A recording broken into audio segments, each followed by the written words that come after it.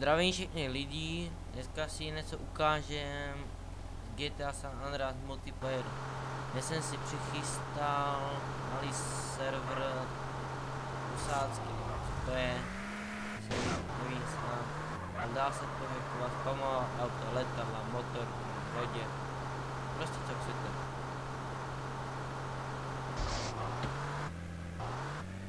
Udělám vám jenom malý návod ten server.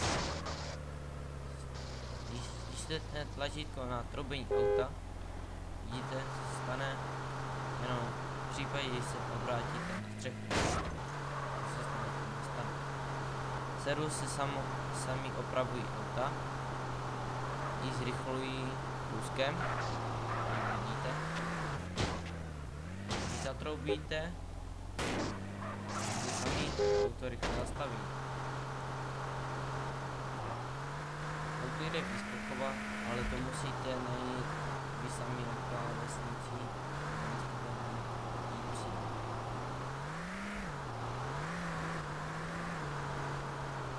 Malinko se projezdíme po serveru. Když tak se nedostete pro ní. Tak to tak vypadá bude.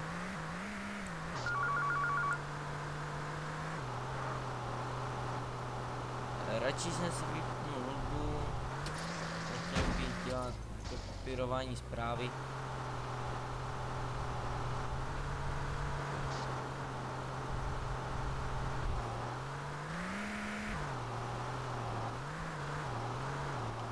Ještě jsem zapomněl připomenout, že na serveru se dá teleportovat na různé, jak bych to řekl, sami uvidíte.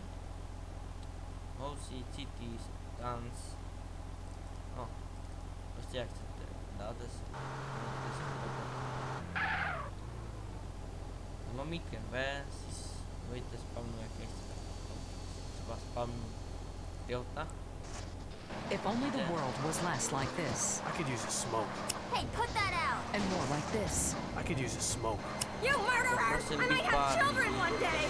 Smoking kills, unless you kill first. If you're around a smoker, you will die. Smokers may look relaxed and like they're having fun. Don't believe it. Vote yes on Proposition 421. Let's outlaw smoking everywhere, even in people's homes, and allow honest citizens to legally kill anyone who smokes. Let's live in a world without smokers. Prohibition works. Let's